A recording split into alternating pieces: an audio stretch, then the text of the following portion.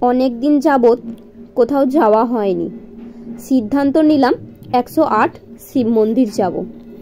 এবার তোমাদের বলে দিই কিভাবে তোমরা যাবে। সমস্ত ডিটেলস এই ভিডিওর মধ্যে তোমরা পেয়ে যাবে। আমরা কিভাবে যাচ্ছি তোমাদের জানাই। Howrah to Bardhaman local train ধরে চলে যাব বর্ধমান স্টেশন চন্দননগর থেকে বর্ধমান টিকিট ভাড়া লাগবে 20 টাকা জনপ্রতি। অনেকের মুখে শুনেছিলাম এই শিব মন্দিরের কথা, কিন্তু কোনো সময় যাওয়া হয়নি। এবার যেহেতু হাতে কিছুটা সময় নিয়ে বেরিয়ে পড়েছি 108 শিব মন্দিরের উদ্দেশ্যে, সাথে তোমাদেরকেও নিয়ে যাচ্ছি। খুব অল্প খরচে আর খুব সুন্দর একটি জায়গা, একদিনের ভ্রমণ, বেশ ভালোই লাগবে তোমাদের। আমরা প্রায় 1 ঘন্টা 30 মিনিট পথ জার্নি করে চলে এসেছি বর্ধমান স্টেশনে। এখানে এসেই পেয়ে যাবে অসংখ্য টোটোতে চেপেই বলবেন নবাঘাট যাব।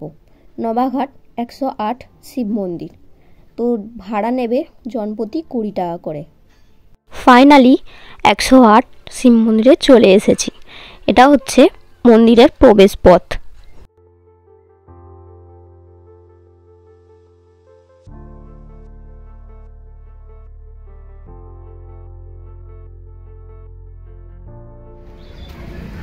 হে guys, welcome back to my channel. আমি টুকটুকি কুইন টুকটুকি ব্লগে তোমাদের স্বাগত জানাই। তো আজ এই মুহূর্তে এসেছি 108টা মন্দির, মানে প্রচুর এক্সাইটেড। অনেক দিনের ইচ্ছা ছিল যে আসবো, আর এখান থেকেই ভিডিওটা স্টার্ট করেছি, কারণ এতটা দূর আসতে আসতে। আর আমার সাথে অনেক সবাই এসেছে, অনেক বন্ধু সবাই এসেছে, কিন্তু আমার ভিডিওতে সবাই থাকবে না, সবাই আলাদা সরে গেছে, ওই জুতো রাখতে গেছে। তো আমি ভাবলাম ইন্ট্রোটা একটু দিই। আর প্রচণ্ড গাইস রোদ দূর বেরিয়েছে, আর তারপরে আবার অনেক দিন পর এত সুন্দর জায়গায় বেড়াতে এসেছি। ভিডিও করবো না এটা কখনো হতে পারে। আর কিছুদিন বাদেই আমার বার্থডে, তো ভেবেছিলাম বার্থডের দিন আসবো, কারণ এখন তো জানো ভোট চলে এসছে, কারণ ভোটের সময় এদিক সেদিক না যাওয়াটাই ভালো। তাই ভাবলাম আগে থেকেই চলে যায়। চলো, এই যে মন্দিরের বাইরেটা, এই যে মন্দিরের বাইরেটা দাঁড়িয়ে আছে, একটু মন্দিরে প্রবেশ করব। সামনেই একটা সুন্দর পুকুর, আর আমি এই যে প্রচণ্ড গরম। চলো মন্দিরে, এই যে একটা খুব সুন্দর মূর্তি আছে, সামনে প্রবেশ করতেই থাকবে এই বিশালাকার একটা নটরাজের মূর্তি। মন্দিরের লেফট সাইডে থাকবে জুতো রাখার ব্যবস্থা, সাথে মন্দিরে প্রবেশ করার জন্য জনপ্রতি 2 টাকা। মন্দিরের রাইট সাইডে আছে এই শিব পার্বতীর মূর্তি। মন্দিরে প্রবেশ করার আগেই তোমরা এগুলো দেখতে পাবে। এত রোদ্দুরে কে আছে গাইস, এত রোদ্দুরে একদম ভালো লাগছে না। আমরা পৌঁছে গেলাম 108 শিব মন্দিরে। এটি 108 শিব মন্দির লোকমুখে প্রচলিত হলেও আসলে এখানে 109টি শিব মন্দির আছে। প্রবেশদ্বারের ডান দিকে রয়েছে পার্কিংয়ের ব্যবস্থা। এই মন্দিরের একটি শিলালিপি থেকে জানা যায় 1788 খ্রিস্টাব্দে এই মন্দিরগুলি নির্মাণ করা হয়েছিল। মন্দির নির্মাণে তখনই লক্ষাধিক টাকা ব্যয় করা হয়েছিল। আরও জানা যায় বর্ধমানে রাজমাতা বিষ্ণুকুমারী দেবী মন্দির নির্মাণ কার্য শুরু করেছিলেন 1788 খ্রিস্টাব্দে। সম্ভবত 1790 খ্রিস্টাব্দে মন্দির নির্মাণ কাজ শেষ হয়। এবার তোমাদের বলে দিই মন্দির কখন খোলা হয় আর কখন বন্ধ করা হয়। সকাল 8টায় মন্দির খোলা হয়, আর দুপুর 1টা পর্যন্ত খোলা থাকে। আবারও দুপুর 3টে থেকে সন্ধ্যা 7টা পর্যন্ত মন্দির খোলা থাকে। আরও কিছু তথ্য তোমাদের জানাই। এই মন্দিরটি বিষ্ণুকুমারীর স্বপ্নদেশে তৈরি হয়েছে। এই মন্দিরগুলি তিনি স্বপ্ন দেখেছিলেন। তিনি নাকি 109টি শিব মন্দিরে ঘুরে ঘুরে পুজো করছেন। মন্দিরগুলি থেকে বিচ্ছিন্ন ছোট একটি মন্দির রয়েছে, যেটিকে 109টি মন্দির হিসেবে ধরা হয়। 108 শিবলিঙ্গের মধ্যে একটি মন্দিরে শিবলিঙ্গের মাথায় জল ঢেলে পূজা করেন। এই 108টি শিব মন্দির একই আয়তনে করা। মন্দিরটির উচ্চতা প্রায় 10 ফুট। প্রত্যেকটা মন্দিরে শিব দুর্গা পুজোর দিন খুব বড় করে পুজো করা হয়। সবগুলো ঢুকতে পারছি না, একটা একটা ঢুকছি। সবগুলোই ছোট ছোট, বেশ ভালো।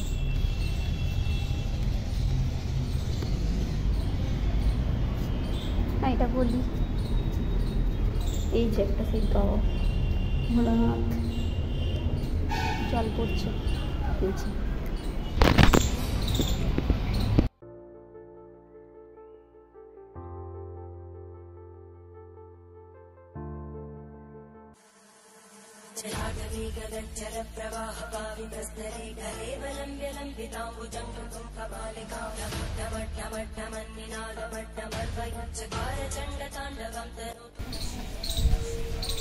এই হচ্ছে গাইস 108টা শিব মন্দির। তো এতক্ষণ রোদ্দুর ছিল বলে প্রচণ্ড গরম লাগছিল ঘুরতে, এখন অনেকটা ছায়া হয়েছে। মন্দিরগুলো ঘুরে তোমাদেরকে দেখাতে পারছি, আর আমিও যে দেখতে পাচ্ছি খুবই ভালো লাগছে। আর এত গরমের মধ্যে কোথাও যেতেও পারছিলাম না, ভাবলাম একটু গরমটা কমেছে তাই একটু ঘুরতে আসি। তো চলো শিব মন্দিরগুলো ঘুরবো, দেখাচ্ছি। এখানে একটা খেলানা, মানে প্রত্যেকটা মন্দিরেই আছে।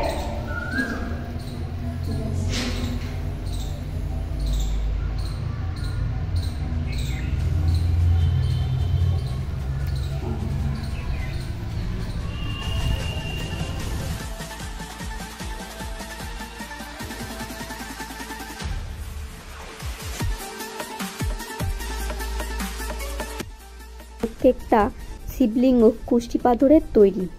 এই পুকুরটির জলই শিবলিঙ্গে ঢালা হয়। রাজমহেশ্রী বিষ্ণুকুমারী দেবী বিশ্বাস করতেন 108টি শিব মন্দির পরিক্রমা করলে 108 বার মন্ত্র উচ্চারণের থেকেও অধিক ফল পাওয়া যায়। এই মন্দিরগুলি প্রায় 200 বছর পুরানো মন্দির।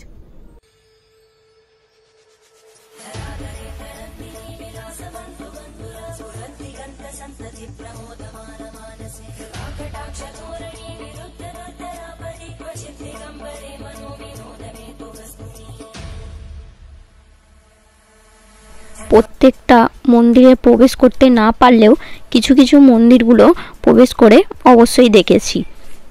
তোমরা কিন্তু কিছুটা হাতে সময় নিয়ে অবশ্যই চলে আসতে পারো এই 108 শিব মন্দিরে, অবশ্যই তোমাদের ভালো লাগবে। আমাদের 45টির বেশি মন্দিরে ঘোরা হয়ে গেছে, কিন্তু নন্দীজিকে দেখতে পাচ্ছি না। চলো অন্য সাইডে দেখি নন্দীজিকে।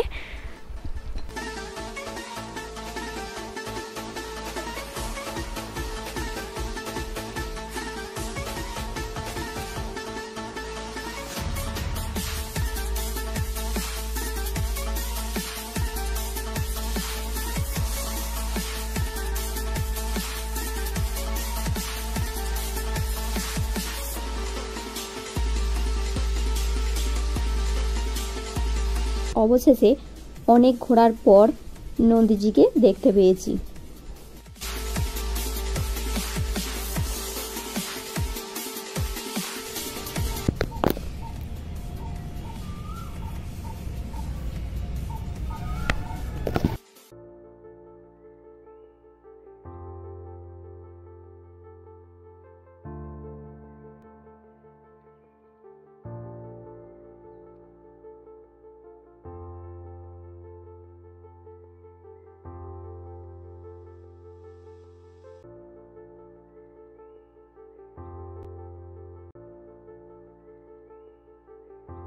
আমি তোমাদের সাজেস্ট করব তোমরা একটু সকালের দিকে আসবে, নয়তো বিকালের দিকে আসবে। এই রোদ্দুরে ঘুরে না আমাদের ভীষণ কষ্ট হয়ে গেছে, কিন্তু এই গরমের মধ্যে ঘুরেও এত কষ্ট হয়ে গেছে ঠিকই, কিন্তু এই যে এতগুলো মন্দিরে, বাবার মন্দিরে ঢুকতে পেরেছি, এটা খুবই ভালো লেগেছে।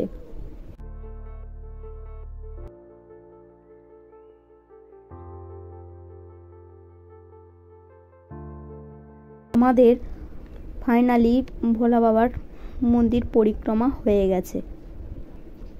এবার আমি বাইরের দিকে বেরিয়ে কিছু ঠান্ডা খেয়ে নেব।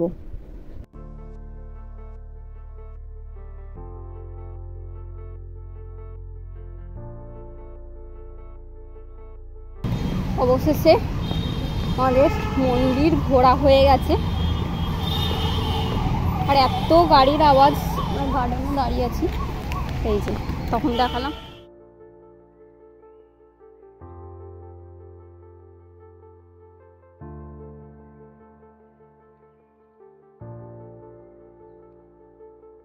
বাইরে বেরিয়ে খেয়ে নিচ্ছি মকটেল, প্রচণ্ড গরমে কষ্ট হয়ে গেছে। তো গাইস, ভিডিওটা এখানে শেষ করে দিচ্ছি।